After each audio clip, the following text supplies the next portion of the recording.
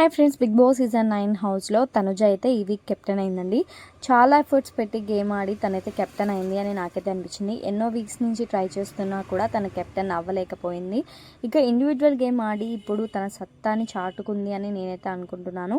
10th week అయితే తను captain అయితే అయింది. ఇక ఫ్యామిలీ వీక్ కూడా రాబోతుంది కాబట్టి వాళ్ళ పేరెంట్స్ ముందు తను కెప్టెన్ అవ్వాలి అని చెప్పేసి ఇన్ని రోజులు చాలా బాగా గేమ్ ఆడిందని నేనైతే అనుకుంటున్నాను.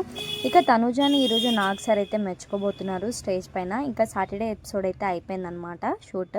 సో సండే ఎపిసోడ్ ఉంది. ఈ వీక్ ఎవరు ఎలిమినేట్ అవుతారని మీరు అనుకుంటున్నారో కామెంట్ బాక్స్లో కామెంట్ చేయండి.